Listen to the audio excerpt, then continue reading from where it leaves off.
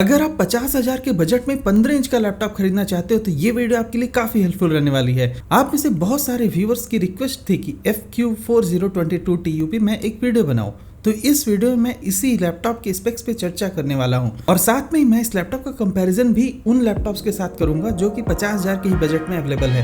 Hello guys, I am Vishal from Techzonical. अब शुरू करते हैं।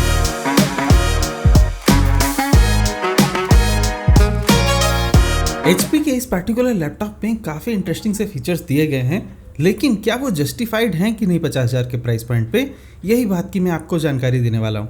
सबसे पहले बात करते हैं प्रोसेसर की। इस लैपटॉप में प्रोसेसर लगा हुआ है इंटेल का कोर i5-1155G7। अब इस प्रोसेसर में क्या ख़ास बात है, ये कन्वेंशनल i5 से थोड़ा सा बेटर होता है। इसमें आपको मिल जाता है 4.5 गीगाहर्ट्ज़ का टर्बो बूस्ट फ्रीक्वेंसी, जो कि काफ़ी अच्छी बात है। लेकिन साथ में 4 कोर और 8 थ्रेड्स और साथ में आपको 8 MB की कैश मेमोरी L3 वाली मिलती है। अब इन सब की वजह से ना होता क्या है कि इसको एक अच्छी परफॉर्मेंस ये प्रोवाइड कर देता है। अब आपको यहाँ पर कंफ्यूज होने की ज़रूरत नहीं है। कुछ लैपटॉप्स में इंटेल के कोर i5-1135G7 वाले प्रोसेसर लगे होते हैं, तो 1155G7 उससे थोड़ा सा बेटर है। आपको बस टर्बो बूस्ट की फ्रीक्वेंसी थोड़ी ज़्यादा मिल जाती है, तो उसकी वजह से आप थोड़े कॉम्प्लेक्स से टास्क या मल्टीटास्किंग वगैरह ज़्यादा अच्छे से कर पाओगे इस लैपटॉप में। अब बात करते हैं मेमोरी और स्टोरेज की। यहाँ पर वैसे तो 8 GB की रैम दी गई है, 3200 मेगाहर्ट्ज़ की फ्रीक्वेंसी वाली रैम लगी हुई है, लेकिन उसके साथ में 32 GB की ऑप्टेन मेमोरी होती है। अब ऑप्टेन मेमोरी की मदद से क्या होता है ना कि जो बैकग्राउंड टास्क होते हैं थोड़े से, तो उनको उस मेमोरी पे रन कर लिया जाता है। वैसे खास बात ये है ना कि 32 GB ऑप्टेन मेमोरी की वजह से ऐसा कुछ खास परफॉर्मेंस बूस्ट नहीं मिल जाता है। ये समझ लो एक एक्स्ट्रा एडिशनल मेमोरी है। ये तब इंपॉर्टेंट होता अगर इस लैपटॉप में नॉर्मल सी हार्ड ड्राइव लगाई गई होती इंस्टेड ऑफ SSD। अब SSD की बात करें तो यहाँ पर 512 GB की NVMe टाइप की SSD भी मिलती है, जो कि एक फास्ट SSD है। तो उस केस में यहाँ पर 32 GB का एक इंटेल ऑप्टेन मेमोरी लगाने की खास जरूरत थी ही नहीं, क्योंकि अगर यहाँ पर 1 TB की नॉर्मल हार्ड ड्राइव भी लगाई गई होती और 32 GB का ऑप्टेन मेमोरी होता, तो उस केस में थोड़ा बेटर हो सकता था कि आपको स्टोरेज ज़्यादा मिल जाती। लेकिन जब ऑलरेडी NVMe टाइप की SSD लगी है तो 32 GB की Optane memory is not a very good thing to have. वैसे ये अच्छी ही बात है, ख़राब चीज़ नहीं है कि आपको एक एडिशनल 32 GB का ऑप्टेन मेमोरी मिल गया, दैट इज़ ओके। डिस्प्ले की बात करें तो यहाँ पर 15.6 इंच का आपको फुल HD रेजोल्यूशन का डिस्प्ले मिल जाता है। एंटी ग्लेयर टाइप है, कोई भी IPS वगैरह नहीं है। यहाँ पर एक SVA टाइप का डिस्प्ले है, लेकिन उसके व्यू एंगल वगैरह उतने अच्छे नहीं होते हैं HP में। आपको कलर्स भी थोड़े से वॉश्ड आउट से दिखते हैं इसकी स्क्रीन वगैरह पे, तो इतनी सी बात है कि बहुत हाई टाइप का डिस्प्ले नहीं है यहाँ पर।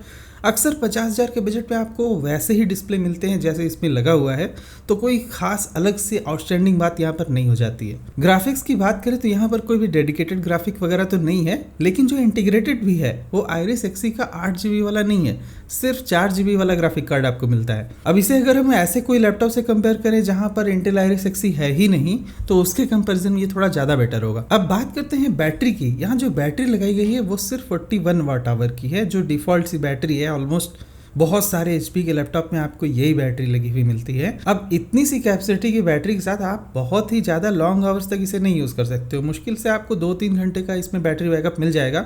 इससे ज़्यादा की उम्मीद आपको इस लैपटॉप से नहीं रखनी चाहिए। नंबर ऑफ पोर्ट्स की बात करें तो यहाँ पर जो नंबर ऑफ पोर्ट्स में मुझे कोई खास कमी नहीं लगी। आपको एक USB Type-C का पोर्ट वगैरह मिल जाता है राइट साइड में, साथ में HDMI पोर्ट भी, और उसके साथ आपको एक SD कार्ड स्लॉट भी मिलता है, जो कि काफ़ी इंटरेस्टिंग बात है।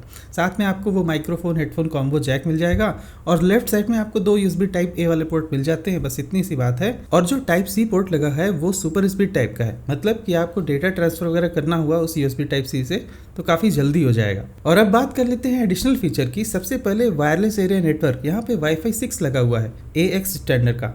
इसका मतलब ये हुआ कि आपको ज़्यादा से ज़्यादा अच्छी फास्ट स्पीड मिल जाएगी इसमें। अगर आपके घर में ऐसे वाईफाई राउटर वगैरह है कोई अच्छा सा, तो आपको अच्छी खासी इसमें इंटरनेट स्पीड मिल जाएगी। और भी बहुत सारे लैपटॉप है जिसमें आपको Wi-Fi 5 ही मिलता है, लेकिन इसमें Wi-Fi 6 मिल रहा है, तो वो चीज़ एक अच्छी है इस लैपटॉप में। इस पर्टिकुलर मॉडल में 4022 TU में कोई भी बैकलाइट कीबोर्ड आपको देखने को नहीं मिलता है। और इसके ही साथ में कनेक्टिविटी ऑप्शंस की बात करें तो यहाँ पर Bluetooth 5.2 का सपोर्ट मिलता है, तो ब्लूटूथ कनेक्टिविटी भी काफ़ी फास्ट हो जाती है इसमें।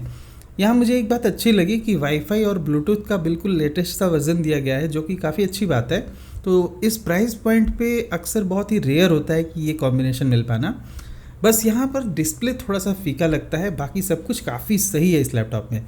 लिंक वगैरह आपको डिस्क्रिप्शन में मिल जाएगा। तो ये तो हो गई सारी स्पेक्स पे चर्चा। अब बात आती है कि क्या आपको 50,000 के बजट में सिर्फ एक यही लैपटॉप मिलता है? तो ऐसी बात नहीं है, आपको कुछ बेटर अल्टरनेटिव भी मिल सकते हैं, जैसे कि Asus का VivoBook 15। अब इस लैपटॉप को भी मैंने अपने टॉप 50,000 वाली लिस्ट में डाल के रखा है, मेरी वेबसाइट पे भी है, और उसका जो पुराना वीडियो आप चेक कर सकते हो वहाँ भी। एग्जैक्ट मॉडल नंबर है इसका EJ311WS। ये लैपटॉप आपको सिर्फ 48,000 में ऑलमोस्ट मिलता है। अब आपका एक सवाल हो सकता है कि इसमें तो सिर्फ i3 1220p वाला प्रोसेसर लगा है 12 जनरेशन का। तो इसका सबसे बड़ा रीज़न ये है कि यहाँ पर i3 1220p वाला प्रोसेसर लगा है। इस प्रोसेसर में 10 कोर होते हैं, जबकि आपको i5 11th जनरेशन में जो HP में लगा हुआ था उसमें सिर्फ 4 कोर मिलते हैं। उसके हिसाब में क्योंकि 8 एफिशिएंसी कोर्स हैं और 2 पावर कोर हैं, तो उस मामले में भी वो ज़्यादा अच्छा है। आप जा सकते हो, चेक कर सकते हो, मेरा एक वीडियो मैंने इंटेल के इसी 12 जनरेशन प्रोसेसर की सारी सीरीज बना के रखी हुई है। वहाँ पे मैंने अच्छे से समझा रखा है कि जो i3 के 12 जनरेशन वाले प्रोसेसर हैं वो i5 11th जनरेशन से भी ऑलमोस्ट बेटर हैं। अगर आप Asus का VivoBook 15 ये वाला खरीदते हो तो इसमें भी आपको 3200 मेगाहर्ट्ज की रैम मिलती है, 512 GB की SSD भी मिलती है, लेकिन आपको यहाँ इंटेल UHD ग्राफिक्स ही मिलता है। ये जो बात लिखी है ना, ये गलत है। यहाँ पर आयरिस एक्सी ग्राफिक नहीं है। आप मेरे पुराने वीडियो में जाकर चेक कर सकते हो, मैंने लैपटॉप ही दिखा के वहाँ पर बताया था, तो वो चीज़ यहाँ पर नहीं है। इस पर कुछ ना कुछ रीज़न से गलत लिख रखा है ये। अब यहाँ पर एक बात आपको और ध्यान में रखनी है कि वाईफाई वगैरह भी यहाँ पर अच्छा मिल जाता है, प्लस IPS लेवल का डिस्प्ले भी मिल जाता है। तो ये सब कुछ कंपेयर टू HP ज़्यादा बेटर है, आपको ज़्यादा वैल्यू मिल रही है 47,990 रुपीज़ में, जबकि HP आपको 50,990 रुपीज़ का पड़ जाएगा। तो आप अपने थोड़े पैसे बचा सकते हो। इनकेस अगर आपको ये Asus वाला लैपटॉप ना पसंद हो तो भी एक अल्टरनेटिव है Lenovo की तरफ से, Lenovo का IdeaPad Slim 3, लेकिन इसमें i3 12 जनरेशन प्रोसेसर लगा है। जो प्रोसेसर है यहाँ पर वो 1215U है।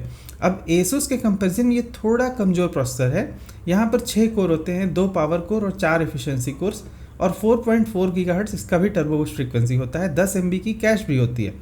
तो यहाँ पर भी इतनी सी बात है कि थोड़ा सा तो ये कमज़ोर है Asus के मुकाबले, लेकिन ये भी बेटर अल्टरनेटिव हो सकता है FQ4022TU का, और आपको बैटरी लाइफ भी Asus और Lenovo के लैपटॉप में ज़्यादा सही मिल जाएगी।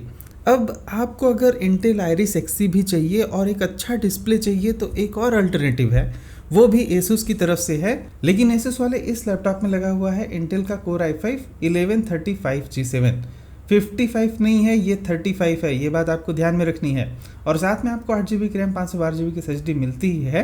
बस फ़र्क इतना सा है, यहाँ पर आपको IPS डिस्प्ले और फिंगरप्रिंट रीडर भी मिल जाता है, ऑलमोस्ट उसी प्राइस पॉइंट पे जिस प्राइस पॉइंट पे HP वाला मैंने बताया।